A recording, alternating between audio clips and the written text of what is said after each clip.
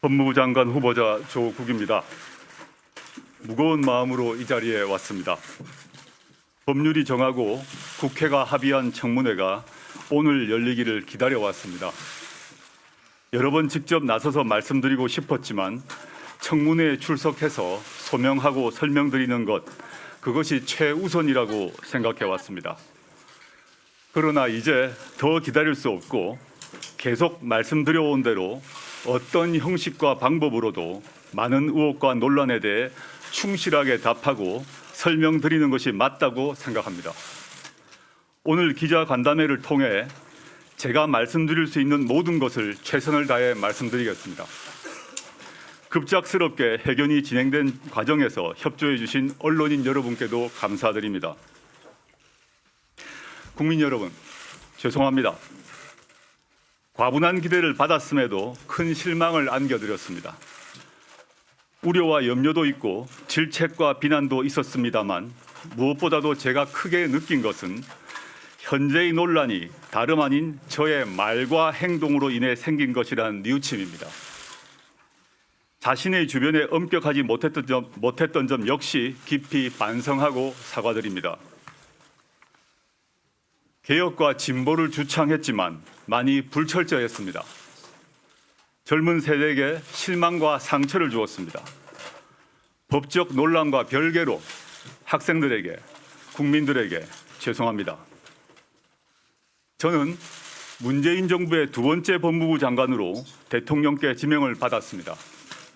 아마도 그 뜻은 사회개혁에 적극적으로 참여해온 학자로서 민정수석 임무를 통해 권력기관 개혁에 책임을 다해온 공직자로서 새로운 시대 법무부 장관의 역할을 다하라는 뜻으로 받아들였습니다. 국민의 강력한 개혁 의지는 두말할 것도 없을 것입니다. 가벼이 처신할 수 없는 위치에 저는 서게 되었습니다. 개인으로 선 것이 아니라고 생각합니다. 좌초해서는 안 되는 일, 그 누군가는 그 서슬프런 칼날을 감당해야 합니다. 그것이 저를 둘러싼 많은 논란에도 불구하고 제가 여기 서 있어야 하는 이유가 되었습니다. 검찰은 검찰의 역할을 다함으로써 스스로의 존재를 증명하고 법무부는 법무부의 책임을 다함으로써 그 역할을 다해야 한다고 생각합니다. 제가 법무부 장관 후보자로 지명을 받고 세운 기준은 오른쪽이나 왼쪽이 아니라 앞으로 나아간다는 것입니다. 어떤 정권이 들어와도 되돌릴 수 없는 개혁을 하겠다는 다짐이었습니다. 국민 여러분께서 기회를 주신다면 제 한계에도 불구하고 꼭 해야 할 소명이 있다고 생각합니다. 감히 국민 여러분께 그 기회를 주실 것을 요청드립니다. 과분한 이 자리 이외에 어떤 공직도 탐하지 않을 것입니다. 마지막으로 한 가지만 부탁드리겠습니다. 제가 이번 일로 여러 번 초라한 순간을 맞는다 해도 부당하게 허위 사실로 제 아이들을 공격하는 일은 멈추어 주시길 바랍니다. 허물도 제게 물어주시고 책임도 제게 물어주시길 바랍니다. 허물도 저희 것이고 책임도 저희 것입니다. 저는 오늘 어떤 질문도 피하지 않고 받을 것이며 충실하게 답할 것입니다. 시간의 제한도 없을 것입니다. 감사합니다. 네, 감사합니다. 그럼 지금부터 질의응답을 하겠는데요. 아까 제가 사전에 질의응답과 관련된 내용, 그 절차나 이런 방식은 안내 말씀을 드렸습니다. 오늘 기자간담회에서 오늘 다양한 질문을 하시겠지만 아시는 바와 같이 후보자에 대한 여러 가지 도덕적 문제와 함께 아울러서 정책적 역량과 자질에 대한 문제도 함께 질문이 이루어져서 검증될 수 있기를 기대해 보겠습니다. 그럼 지금부터 질의응답을 하겠고요. 장례를 조금 우리 언론인 여러분께서 협조해 주시면 그 질의응답을 좀 받을 수 있는 상황으로 좀 가겠습니다. 조금만 장례 상황을 좀 정리해 주시면 좋겠습니다. 예, 카메라 뒤에서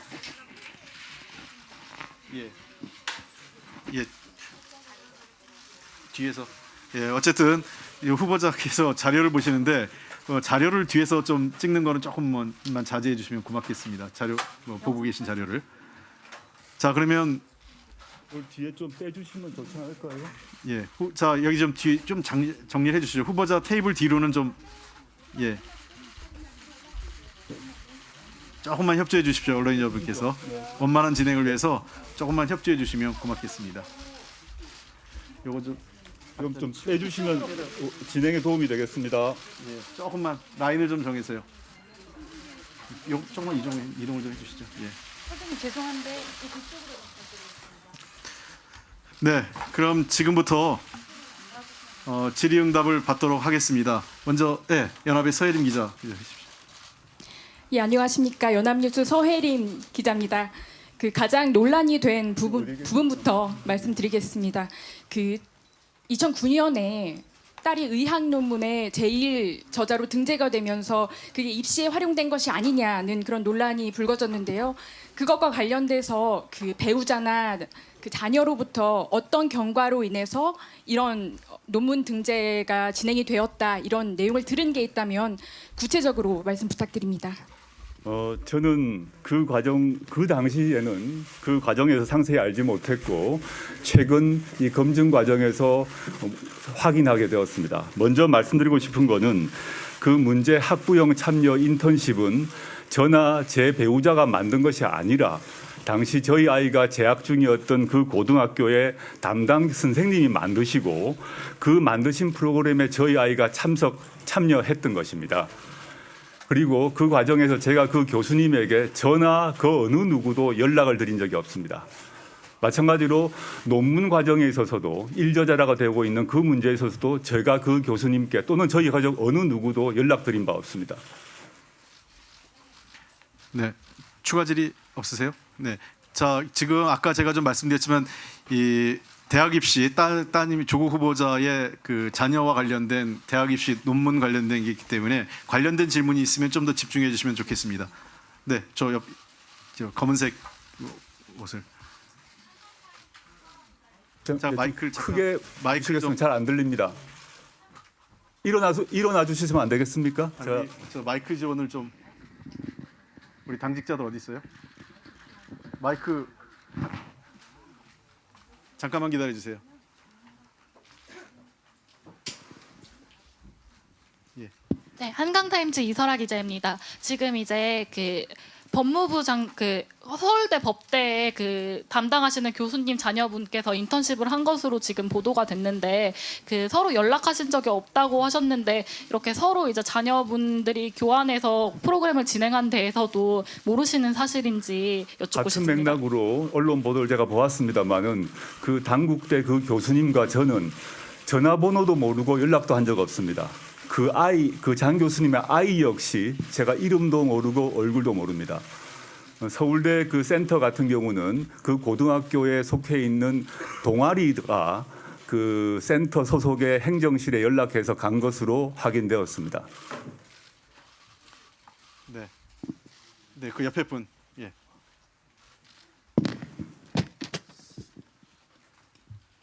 예, 시사주간의 현중 기자입니다. 지난 2017년 1월 13일에 그 후보자님께서 트위터를 통해서 박근혜 전 대통령의 기자회견에 대해서 얼빠진 기자들이 중대범죄의 범행을 그 항변을 좀 받아보고 있다 이러한 또 말씀하셨습니다. 그래서인지 그때와 현재 상황이 좀 지금 다르다고 보시는지, 혹은 이제 검찰 현재 수사 중인 상황이긴 하지만 현재 지금 여론에서는 좀 범죄 피의자로 판단 상황이 좀 비슷해 보여서 그렇습니다. 17년 박근혜 대통령 기자회견 문제와 이 상황은 좀 다르다고 보입니다. 그 당시엔 탄핵 문제가 논의되는 시점에서 기자회견인 것 같고요. 지금 이 상황은 전혀 그 상황과는 다르지 않는가 생각을 합니다. 그다음에 검찰 수사 관련해서 구체적으로 어떤 말씀을 하신지 잘 모르겠습니다만은 검찰 수사는 검찰 수사입니다. 대검에서 법과 원칙에 따라 수사할 것이라고 저는 생각하고 있습니다. 네, 그 앞에.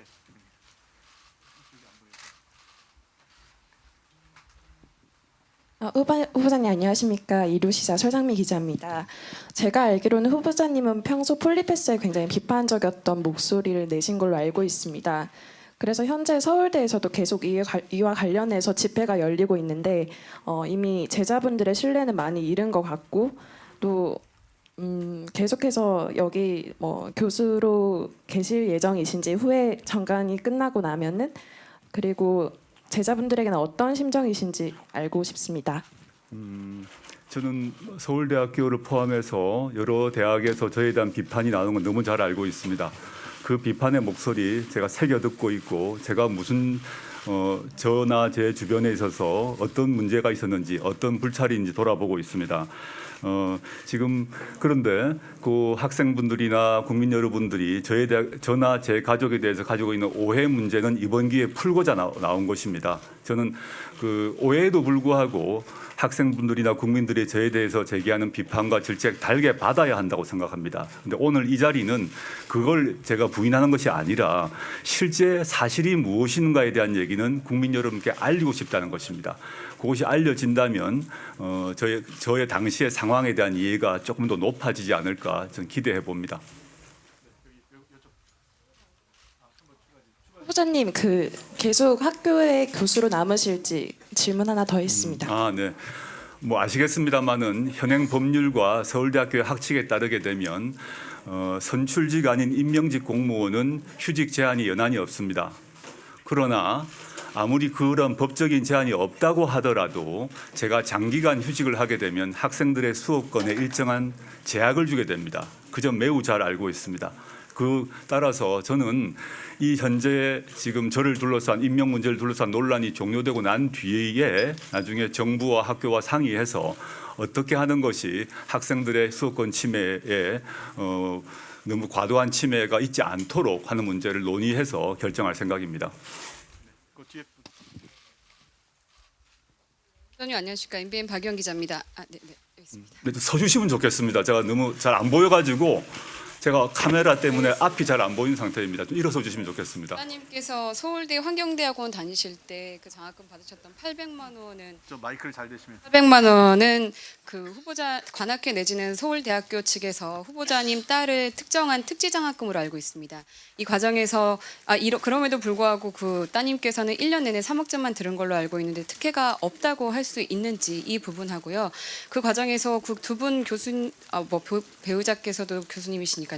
두 분께서 뭐 어떠한 연관도 없다는 게 상식적으로 좀 납득이 잘 되지 않는데 이 부분 어떻게 소명하실 수 있는지 여쭙고 싶고요. 한 가지 추가로 말씀드리면 그 자료 제출권이 없는 지금 저희 기자들로서는 의혹이지만 여쭤볼 수 없다는 걸 미리 양해 말씀드리겠습니다. 따님께서 부산대 의전에 입학하시기 전에 서울대 의전원 2013년도에 응시한 걸로 알고 있는데 맞습니까? 예, 맞습니다. 네. 네. 그 과정에서 그 서울대 당시 의대 학과장이셨던 강모 교수님께 후보자께서 직접 전화를 해서 이번에 우리 딸이 시험을 본다, 잘 좀 부탁한다라는 취지의 전화를 했다는 제보가 있어서 여쭤보는데요. 그 부분 소명 부탁드리겠습니다. 일단 그 전부터 부인을 해야 될 것 같습니다. 네, 좀 말씀드리겠습니다. 저희 아이가 대학을 졸업하고 서울대 환경대학원에 갔습니다. 학부 전공과 대학원 전공이 같기 때문입니다. 사실 저는 저희 아이가 환경을 전공해서 외국에 유학을 가서 환경 전공을 하길 바랬습니다. 저희 아빠 입장에서는 그랬습니다. 근데 저희 아이는 환경을 전공할 것인지 의대를 갈 것인지 고민했던 것 같습니다. 근데 그 선택을 제가 존중을 했고요. 그다음에 장학금 얘기가 자꾸 나오는데 언론 보도에서도 나왔고 또 환경대학원 교수님들도 얘기를 하고 있습니다만은 제가 이 점은 분명히 말씀드리겠습니다. 저희 어떤 가족이든 이 서울대 동창회 장학금에 대해서 신청을 하거나 전화를 하거나 연락을 하거나 장학회건 환경대학원 어느 누구에도 연락하지 않았습니다. 제가 확인한 것은 저희 아이도 서울대 동창회 측으로부터 선정되었다고 연락을 받았습니다. 그거는 양쪽에 확인을 해보셔야 될 것 같습니다. 어떤 기준으로 되었는지 제가 알지는 못합니다. 그래서 장학금이 아마 남아서 그랬는 것인지 어떤 기준인지 그 자체를 제가 알지를 못합니다. 그렇지만 선정되어서 받았습니다. 두 번째 2학기에 휴학을 하게 되었는데요. 그때 저희 아이가 제가 상세히 말씀드릴 수 없습니다만 좀 아팠습니다. 아팠고 또 의전원으로 가게 된 상태에서 이제 휴학을 하게 되었는데 그때 저는 사실 비로소 이 장학금을 받겠다는 걸 알게 되었습니다. 그래서 저희 아이한테 이제 학교를 휴학하게 되고 그렇다면 장학금 반납해야 되지 않느냐라고 얘기해서 저희 아이가 서울대 장학회에 전화를 했습니다. 반납하고 싶다라고 얘기를 했습니다. 그랬더니 서울대 장학회에서 답을 하기를 한 번 받은 장학금은 반납이 불가능하다고 해서 어쩔 수 없이 두 번째 장학금도 받게 되었습니다. 이 역시 서울대 장학회 측에 확인해 보시면 좋겠습니다. 두 번째는 어떤 거죠? 서울대 학과장님께 우리 딸이 이번에 응시하는 한 적 없습니다. 제가 죄송하지만 그 해당 교수의 측근이 그 해당 교수가 그렇게 말했다는 걸 직접 들었다는 분이 계셔가지고 한 적 없습니다. 알겠습니다. 네. 그 교수님이 누구신지는 압니다. 저도. 그렇지만 제가 저희 아이 때문에 한 적 없고요. 저희 아이는 서울대 의전원에 1차는 붙었지만 2차에서 떨어졌습니다. 네, BBS의 박준상 기자입니다. 그 문재인 대통령도 입시 제도 전반에 대해서 이제 재검토하라는 그런 지시를 내렸는데요. 제 생각에는 그 후보자님이 잘 모른다고 하시지만서도 교수들이 서로 간에 형성하고 있는 그런 카르텔이 문제가 되는 게 아닌가 싶습니다. 이에 대한 교수님 생각이 일단 궁금하고, 또 아까 모두 발언 중에 법무부 장관직을 공직으로 이제 마지막으로 생각하신다고 하는데 그 이후에 정치적 거취에 대해서는 저희가 어떻게 생각하면 되는지 궁금합니다. 두 번째 질문부터 답변 드리겠습니다. 제가 모두 발언에서 얘기를 했고 제가 과거 교수 시절 또는 민정수석 시절에도 여러 번 반복했습니다. 저는 이 외에 다른 어떤 정치를 한다 이런 관련해서는 첫째 의사나 능력이 없는 사람이라는 얘기를 반복해 왔습니다. 그걸 생각하면서 민정수석 업무를 수행하지 않았고 지금 법무부 장관이 된다고 하더라도 그걸 생각하면서 법무부 장관직을 수행하지는 않겠습니다. 그다음에 첫 번째 질문 관련해서 입시 문제인데요. 저희 아이가 고등학교 재학 시절에 당시에 이명박 정부 시절입니다. 지금은 사실 그 제도가 없어졌습니다만 당시에 이명박 정부 시절에 입학 사정관 제도가 들어오고 당시에 정부나 학교나 언론 모두에서 인턴십을 하라고 대대적으로 권장을 했습니다. 그에 따라서 이루어진 것입니다. 지금은 그런 게 자체가 허용되지 않고 뭐 생활기록부든 뭐든 적혀지지 않습니다. 그런데 그 당시는 그 제도를 우리 국가가 우리 정부가 채택을 했던 것입니다. 지금 물론 그렇다고 하더라도 그러한 인턴십의 제도를 이용할 수 없었던 많은 분들이 있습니다. 그 점에서 제가 또는 저희 아이가 혜택받은 것입니다. 그러나 저는 그 점에 대해서는 저를 비난해 주십시오. 그 제도를 바꾸지 못했다. 왜 어른으로서 그런 제도를 방치했냐 비난을 받아야 됩니다. 그런데 10대 고등학생 아이가 당시 입시 제도 하에서 이리 뛰고 저리 뛰고 해서 인턴을 구해서 뛴 것 그 자체를 두고 저희 아이를 비난하는 것은 좀 저로서는 과도하지 않은가 이런 생각을 애비로서 생각합니다. 네, 다음 예, 안녕하세요. 펜앤드마이크 국회팀장 차광명 기자입니다. 발언 기회를 주셔서 고맙습니다. 제가 후보자님 관련된 기사를 쓰면서 꼭 여쭈고 싶은 질문이 있었습니다. 그게 뭐냐면 과거의 조국과 현재의 조국의 공방입니다. 후보자께서는 과거에 정의와 관련된 굉장히 좋은 말씀을 많이 해주셨습니다. 하지만 지금 현재의 조국은 그 과거의 조국에 반하는 굉장히 이중적인 모습을 보이고 있습니다. 다시 말해서 말과 행동이 일치하지 않고 있습니다. 이를 두고 많은 젊은이들은 분노하고 있고 진보 꼰대라고 얘기를 하면서 당장 사퇴를 해야 되지 않느냐 이렇게 얘기하고 있습니다. 이와 관련해서 후보자님의 생각을 듣고 싶습니다. 네, 말씀대로 제가 젊은 시절부터 진보화 개혁을 꿈꾸었고 그에 따라 그를 위해서 저 나름 열심히 애를 쓰고 살았습니다. 개혁주의자가 되려고 노력을 했지만 아이 문제나 주변 문제에서 불철저했다고 생각합니다. 아니했다고 생각합니다. 저의 개인적 소신을 밝히는 문제와 그 소신을 저의 전 삶에 관철시켰는가 그렇지 못했다고 생각합니다. 그 점에서 지금 기자님께서 말씀하셨던 그런 불일치 문제에 대해서 지금 달게 비난을 받아야 합니다. 저에 대한 기대가 높았던 만큼 실망이 클 거라고 생각하고 그 괴리에 대해서 또 그 괴리로 인한 실망에 대해서 제가 해야 될 일은 지금 그 문제와 별도로 제가 이 자리에 서서 앞으로 어떤 일을 할 것인가 저의 많은 한계, 흠결, 미흡함에도 불구하고 제가 해야 될 일을 함으로써 그러한 실망을 누그러뜨리는 것이 저의 역할이라고 생각을 하고 있습니다.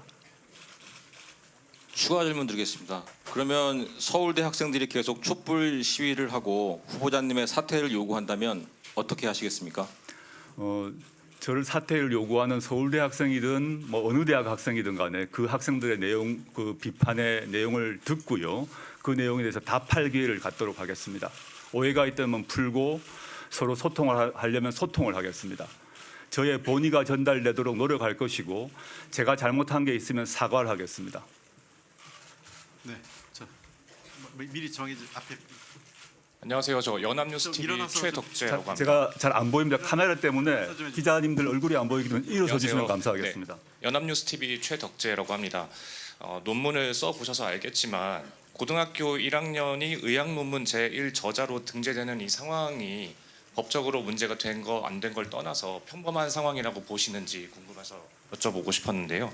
현재 의대 인턴들이나 레지던트 같은 이런 분들이 많이 공부를 하고 있는데 이 점에 대해서도 한마디 해주시면 감사하겠습니다.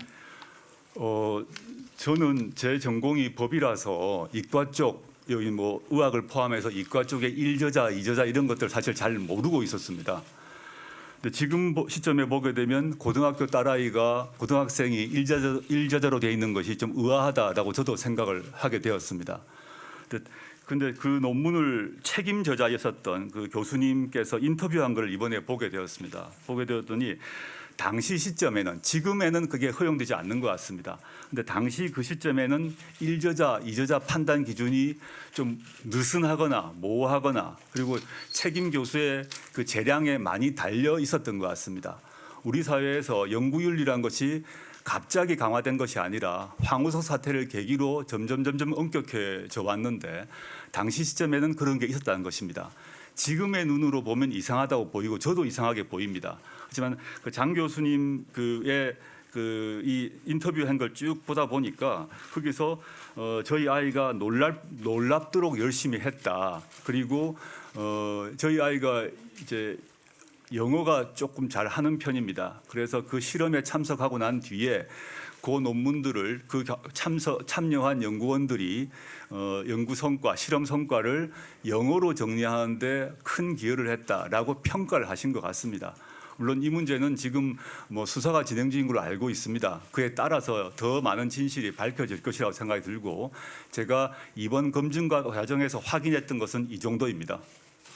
네, 추가 말씀 안 해주셨는데 그 의대 인턴이나 레지던트 같은 분들의 지금 공부를 하고 있는 상황에 대해서 어떻게 보시는지도 한마디 해주세요. 제가 그 의대 인턴 레지던트의 공부는 잘 접하지는 못했습니다. 지금 지난 한 3주간 워낙 많은 그런 보도가 있었기 때문에 지금 말씀하신 분 보지 못했습니다만은 미루어 짐작을 할 수는 있겠습니다. 그런 비판 역시 제가 감수해야 된다고 보고요. 제가 말씀드리는 것은 당시 시점과 지금 시점 좀 차이가 있었다는 말씀을 드릴 뿐입니다. 먼저 하신 분 있어서 그 옆에 분 하고 앞으로 전달드릴게요. 네, 매일경제 홍성용 기자입니다.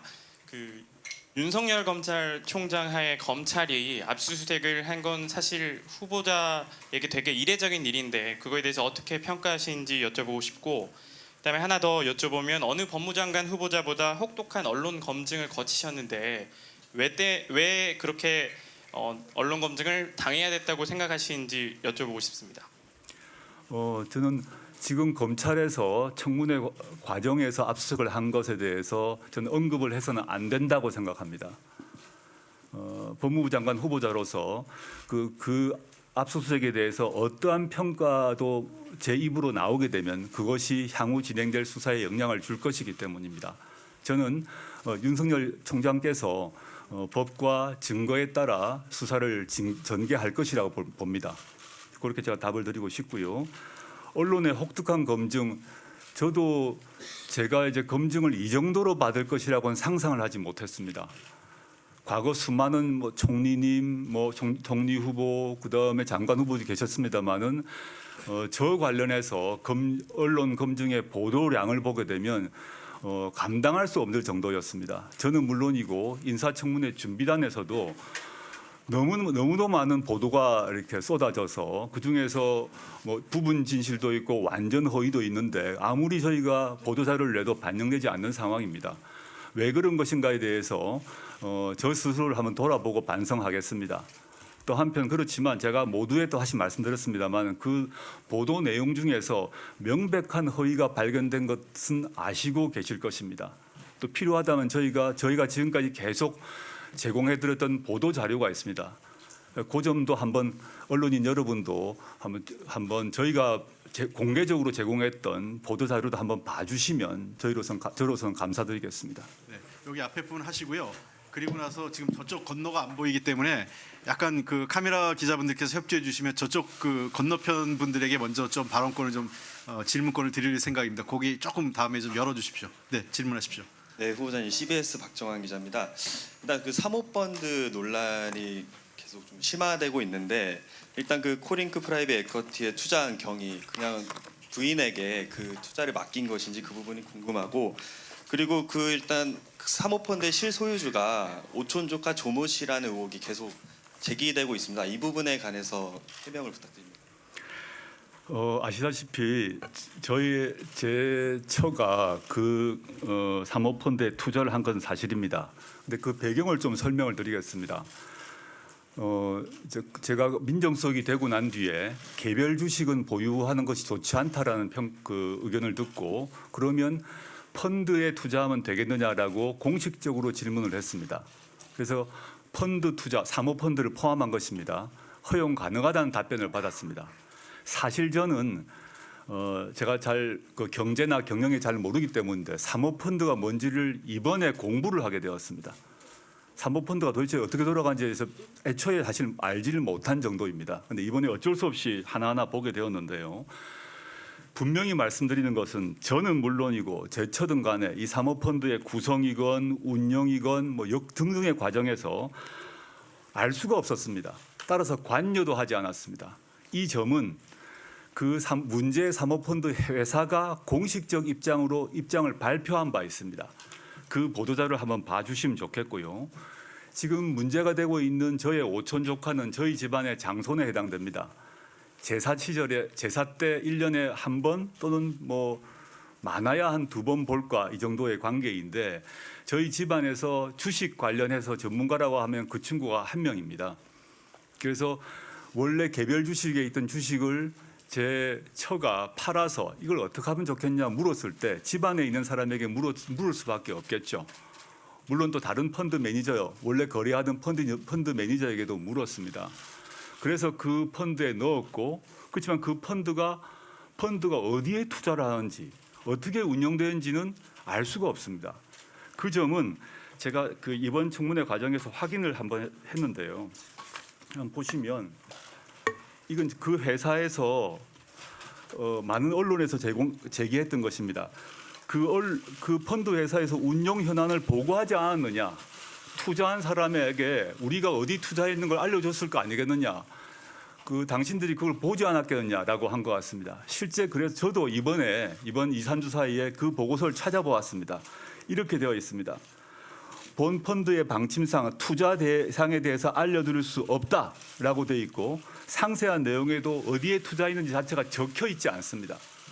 그게 이른바 블라인드 펀드라고 합니다. 저는 이 블라인드 펀드란 말 자체를 이번에 알았는데 애초에 그 펀드의 운영상 이 펀드가 어디에 투자되는 것인지를 투자자에게 알려주지 않도록 설계되어 있고 그것이 알려주면 불법인 것입니다. 따라서 모를 수밖에 없는 것입니다. 그 후보자께서는 그렇게 해명하시지만 이미 그 후보자 부인과 그리고 아들 그리고 딸 그리고 처남까지도 그 후보자 부인이 돈을 빌려줘서 그 펀드에 투자를 했고 그리고 펀드의 주요 그 주주라는 점이 드러났습니다. 그런 거 보면은 그 후보자 일가가 그 펀드 운영에 관여하면서 그 블라인드 원칙을 위배했는 거 아니냐는 그런 의혹이 계속 나오고 있는데요. 네, 그 점은 제가 언론 보도를 통해서 검찰에서 그 펀드 회사를 압수수색을 한 것을 확인했습니다. 거기서 각종 서류가 나왔을 것이라고 보고 분석이 될 것입니다. 지금 문제의 제 처남도 제 돈을 빌려서 0.99%인가의 지분을 갖고 있다고 합니다. 근데 그 자체도 저는 이번 기회에 알게 되었는데 실제 어떤 일이 있었는지는 저는 검찰 수사를 통해서 밝혀질 것이라고 봅니다. 네, 저쪽 편을 좀 넘겨주고 오겠습니다. 저쪽 건너편에 그 안쪽에 주세요. 맨 안쪽에. 안녕하세요. 저 프레시안의 일어서서 좀 해주십시오. 예. 프레시안의 박정현 기자입니다. 그 아까 전에 따님 이야기하셨던 것에 대해서 좀 이어서 그 국민 정서에 대한 이야기를 좀 하고 싶은데요. 그 따님 의혹이 처음 불거졌을 때 이제 후보자님께서 출근길에 이제 법적인 문제는 없었다는 그런 해명을 해주셨는데 그게 오히려 그 답변을 듣고 더 무력해진 국민들이 있었습니다. 그 어떤 국민들께는 애써 모른 채 해왔던 그 대물림되는 어떤 세계가 법적인 문제 없이 견고하게 좀 쌓여 있다는 말로도 읽힐 수 있는데 이런 시각에 대해서는 어떻게 생각하시는지 궁금하고 비슷한 흐름에서 기회의 평등과 가정의 공정을 강조했던 이 정부의 기조에 비춰봤을 때 과연 적격한 인사라는 의문이 있는 것도 사실인데 이 점에 대해서도 좀 소명 부탁드립니다. 예, 아주 따끔한 비판이라고 생각합니다. 제가 출근길에 그 말을 했던 것은 저희 아이와 관련해서 그 문제를 제기하면서 아예 뭐 부정 입학이다라고 비판과 질문이 들어왔기 때문에 그 부정 입학이라는 얘기는 불법이라는 얘기 아니겠습니까? 그래서 그게 아니다라고 답했을 뿐입니다. 그렇지만 그와 별도로 기자님께서 말씀하신 것처럼 저는 아무리 그 당시에 적법이고 합법이었다고 하더라도 그것을 활용할 수 없었던 사람들에 비하면 저나 저희 아이가 혜택을 누렸다고 생각합니다. 최근에 제가 가장 가슴 아팠던 건 뭐냐면 저희 사무실에 어떤 봉투가 하나 왔습니다. 흑수저 청년 세대들이 저한테 면담 요청을 해서 봉투가 하나 왔습니다. 제가 나이는 모르지만 대략 저희 딸아이 나이하고 비슷한 사람들, 청년들 같습니다.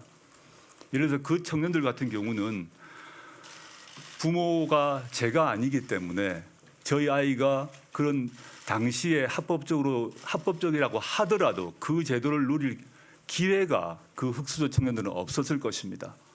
그 점에 있어서 지금도 그 청년들에게 미안하고 가슴이 아픕니다. 제가 지금 이 일이 다 마무리되면 제가 후보에서 임명이 될지 안 될지는 아무도 알 수가 없습니다. 그와 무관하게 언론인 여러분도 아시겠습니다만은 제 배우자가 그 투자하는 펀드건 또는 저희 아이가 받았던 장학금이든 다 저는 이제 정리를 해서 이렇게 흑수저 청년이건 또는 어려운 상황에 있는 어린이를 위한 장학금이든 뭐든 간에 환원을 해야겠다는 생각을 하고 있습니다. 물론 그것만으로 그 마음이 위로될 것 같지는 않습니다. 그렇지만 제가 할 수 있는 정도는 그 정도가 아닐까 생각을 합니다. 이건 저의 거취 문제와 관계없이 제가 기본적으로 해야 될 도의라고 생각하고 있습니다. 기회의 평등 이 문제 그 역시 아주 따끔한 비판이라고 생각합니다. 제가 제 삶을 스스로 돌아보았습니다. 이른바 이제 세상에서 많이 얘기하는 뭐 386 또는 586 세대의 일원입니다. 당시 군부 독재 정권과 맞서서 정치적 민주화를 위해서 나름 노력을 했습니다. 근데 그 뒤에 학생이 아니라 성이 이제 대학교를 졸업하고 그 뒤로 정치적 민주화에 대한 관심을 막 가지면서도 지금 이런 불평등의 문제, 사회 경제적 민주화의 문제는 제가 소홀히 했던 것이 아닌가, 정치적 민주화의 문제만 신경 썼던 것이 아닌가, 이런 후회와 반성을 해봅니다. 그 결과 우리 사회가 정치적 민주주의가 만개 상태입니다. 대통령을 공산주의자고 얘기해도 아무도 처벌받지 않습니다. 무죄 판결이 나옵니다. 청와대 앞에서 어떠한 시위가 일어나도 막지 않습니다. 그 점에서 정치적 민주화는 거의 OECD 최고 수준이 된 것 같습니다. 우리 모두의 노력 덕분이라고 생각합니다. 그런데 그런 정치적 민주화가 만개를 했습니다마는 사회 경제적 불평등의 문제, 부익부 비리비의 문제 등은 해결되지 않은 것 같고 그 해결되지 않았다는 점에서 제가 책임이 있다고 생각합니다. 다른 어느 누구도 탓하지 않겠습니다. 과거 정치적 민주화를 외쳤고 진보화 개혁을 외쳐놓고 이런 부의 불평등 문제, 이런 문제에 대해서는 제가 앞장서서 나서지 못했던 점, 그리고 그 때문에 결과적으로 저희 아이가 합법이라고 하더라도 혜택을 입었던 점에 대해서는 제가 반성합니다. 향후 우리 모두가 저를 포함해서 고민을 하고 이런 문제에 대해서 해결하도록 노력해야 되지 않을까 생각하고 저 역시 그 문제에 대한 고민들을 깊이 하도록 하겠습니다. 저쪽 섹터에서는 두 분만, 저 서 있는 분 한 분하고 저 뒤에 계신 분, 그 다음에 맨 뒤에 계신 분 두 분, 그리고 다른 구역을 좀 넘어오겠습니다. 네, 저 TV조선의 신준명 기자입니다. 아까 말씀을 들어보니까 서울대 장학금은 어찌 받게 된 건지 모르겠다고 말씀을 하셨는데 장학금 받은 사람이 왜 받는지도 모르고 이렇게 장학금을 수령했는지는 솔직히 말씀드리면 잘 이해가 가지 않습니다. 그래서 그 장학금 받을 때 사유가 있었을 것으로 생각은 되는데 그게 뭔지 궁금하고요. 그리고 의혹이 제기되고 나서 따님한테 그 부분에 대해서 직접 물어보셨는지 궁금합니다. 또 마찬가지로 부산 의전원 장학금도 비슷한데 유급 위기를 극복하기 위한 장학금이 상식적이라고 생각하시는지 또 여쭤보고 싶습니다. 차례차례 말씀드리겠습니다. 환경대학원 장학금은 이미 말씀드렸습니다. 일단 그 말씀 환경대학원에서 결과적으로 저희 아이가 그 장학금을 받음으로써 다른 어떤 한 학생이 받지 못하겠다는 점에 대해서 송구합니다. 저는 그 1학기 장학금을 받았을 때 사실 알지도 못했습니다. 변명이 아니라 제가 이런 아이나 집안 문제 이런 문제에 별로 소홀히하는 남편이고 아빠였다고 솔직히 고백을 합니다. 제 일에 바빠서 뭐 장학금이나 이런 문제를 잘 알지는 못했던 건 사실입니다. 제가 알게 된 거는 아까 다른 기자님의 질문에 답했습니다마는 2학기 때 휴학을 하게 되면서 장학금 문제가 제가 물어봤습니다. 그때 제가 알게 되었고 장학금 반납이 어렵다는 얘기를 동창회 측으로 듣고 확인한 것입니다. 그 사유에 대해서는 알 수가 없습니다. 그는 검찰에서 지금 수사를 할 것이라고 하고 있는데 아마 압수수색을 하든지 해서 나오겠죠. 만약에 저희 아이가 신청서를 작성을 했다면 신청서가 있을 것입니다. 그럼 저의 거짓말이 바로 드러날 것입니다. 저희 아이가 제가 전화를 했다면 동창회장 누구에게, 동창회 사무국장 누구에게 전화를 했다면 통신 기록이 있을 것입니다. 검찰 수사에서 밝혀질 것이라고 봅니다. 그 다음에 부산대 의전원 문제가 있습니다. 그 점 역시 많은 비판을 받고 있는 거 알고 있습니다. 몇 가지 좀 말씀드리겠습니다. 첫째, 이미 부산대 의전원에서 공식 발표를 했습니다. 그 장학금의 지급에 전혀 불법이 없었다라는 점을 발표했다는 걸 확인해 보시면 될 것 같습니다. 그리고 둘째, 제가 저 아이의 장학금에 관련해서 제가 연락을 했다거나 부탁을 했다거나 있다면 문제가 될 것입니다. 지금 저희 아이에게 장학금을 준 교수님께서 곤욕을 치르신다는 얘기를 제가 언론 보도를 통해 들었습니다. 제가 그 교수님께 너무 죄송합니다. 그분으로서는 자신의 선친께서 돌아가셔서 선친의 뜻을 기리기 위해서 사적으로 만든 장학금이다라는 것을 이번에 알게 되었습니다. 성적과 관계없는 장학금이라는 것이 있습니다. 즉 낙제를 했는데 왜 받았냐? 한 과목 F를 받아서 낙제를 했는데 왜 받았냐가 아니라 그 이번 기회에 확인해 보니까 낙제를 해서 저희 아이가 학교를 그만두려고 했기 때문에 격려 차원에서 줬다라고 그분이 말씀하시고 계신 걸 제가 보았습니다. 물론 저는 이런 걸 하나하나 경위를 따져서 이게 다 잘했다는 얘기를 하는 게 결코 아닙니다. 제가 말씀드리고 싶은 거는 이런 것들이 제가 만약에 지금도 돌이켜봐서 알았더라면 애초에 받지 않도록 했어야겠구나라는 생각을 지금도 후회를 합니다. 그 돈이 필요해서 그 장학금을 꼭 받아서 그 돈이 필요해서 아둥바둥 그 돈을 챙겨야겠다고 살진 않았습니다. 그리고 아까 말씀드렸습니다만 그 장학금까지 포함해서 이 상황이 좀 마무리가 되게 되면 딸이 받은 혜택을 어디로 다 돌릴 것인가에 대해서 심각하게 고민하고 있습니다. 네. 제가 답변을 잘 들었고 추가적인 질문 한 번만. 예. 그 후보자께서 이렇게 혹독한 검증을 받는 게 그만큼 영향력이 있는 인물이라는 거에 반증이니까 조금 양해를 부탁드리겠습니다. 그 오촌 조카분께서 출국한 걸로 알려졌는데 맞습니까? 그렇게 보도를 보고 알았습니다. 그러면은 직접 그 이후에 따로 연락을 취해 보신 적은 없다는 말씀이신가요? 전 제 오촌 조카하고 전화 연락을 한 적이 별로 거의 없는 것 같습니다. 그 1년에 한 번 정도 제사 때 제가 그 오촌 조카 집에 가서 저희 그 조카가 장손입니다. 그래서 제가 꼬박꼬박 가진 못하고 제사 때 1년에 한 번 정도 가는 사이입니다.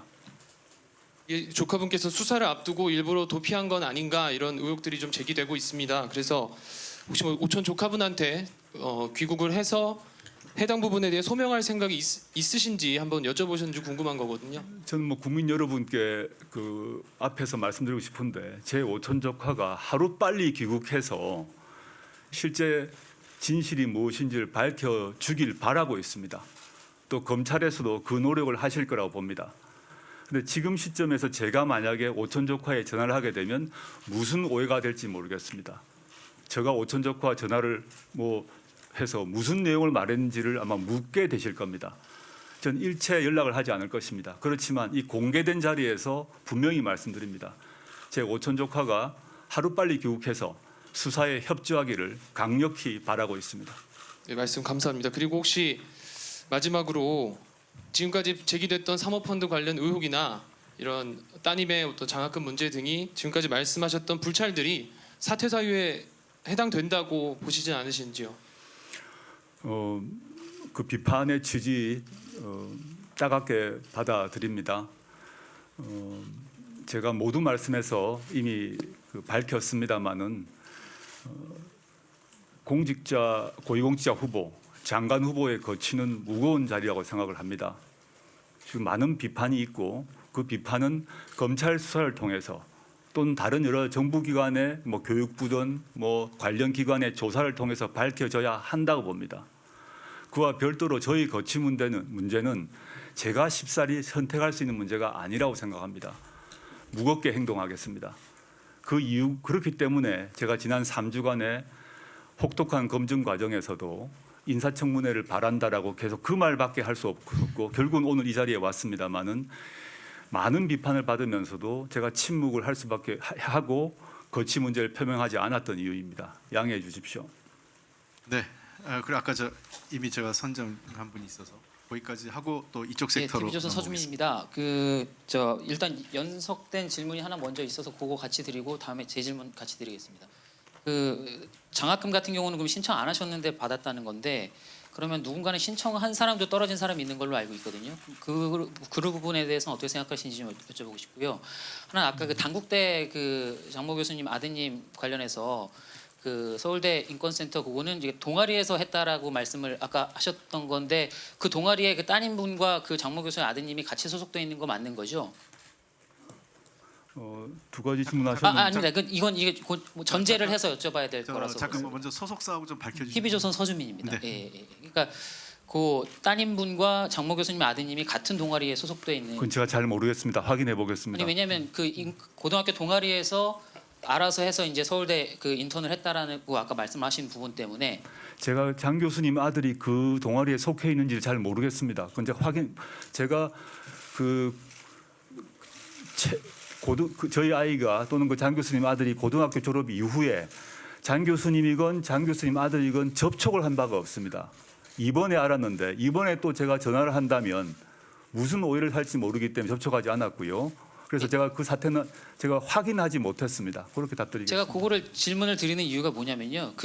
같은 고등학교 소속의 이제 같은 동아리에 소속된 학생들의 부모들의 서울대에서 인턴을 한 번 하고 당국대 와서 한 번 인턴을 한다는 말이죠. 그러니까 이게 같은 동아리에 소속된 부모들이 누구냐에 따라서 그 소속된 학생들이 인턴을 하고 있는 지금 이런 상황인 거잖아요. 그러니까 이 부분이 부모가 누구냐에 따라서 자기 인턴 생활을 할 수 있고 못하게 되고 이런 부분, 그러니까 부모가 누구냐에 따라서 자기 스펙을 쌓는 부분으로 비춰질 수 있다라는 거죠. 그 부분에 대해서 어떻게 생각하시는지. 어떤 말씀인지 알겠습니다. 첫 번째 환경대학원에서 신청을 안 했는데 어떻게 받았냐 이미 제가 3번 정도 답을 드렸습니다. 신청서가 있다면 책임을 질 것입니다.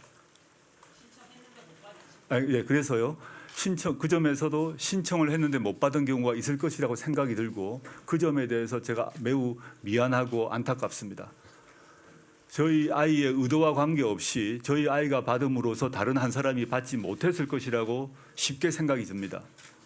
제가 그걸 알았더라면 애초에 조치를 했을 것인데 못했다는 점에서 불찰입니다. 그건 다시 한번 제가 송구하다는 말씀드리고요.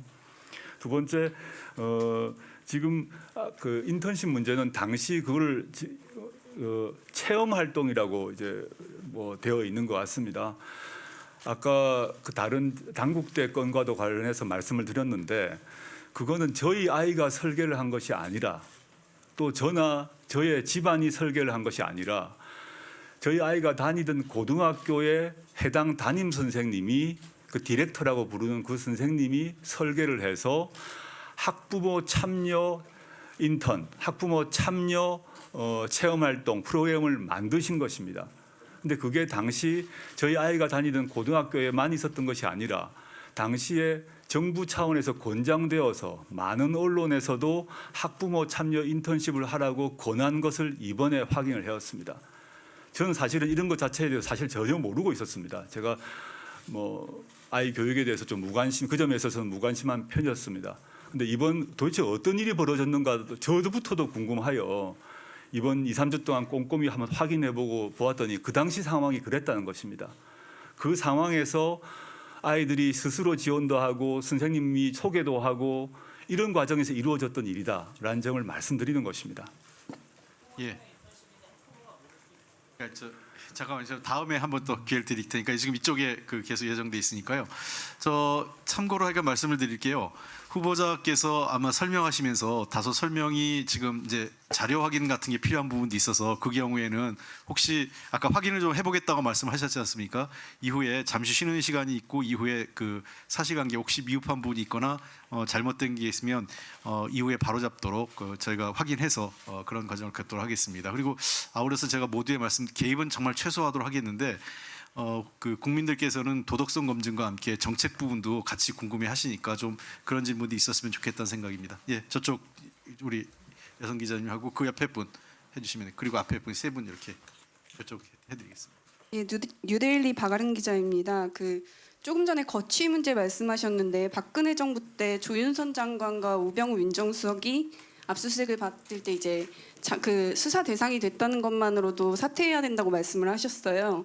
그때 당시와 지금 본인을 둘러싼 압수수색이 어떻게 다르다고 생각을 하시는지 또 추후 검찰 과정에서 혐의가 입증되면 사퇴할 용의도 있으신지 궁금합니다.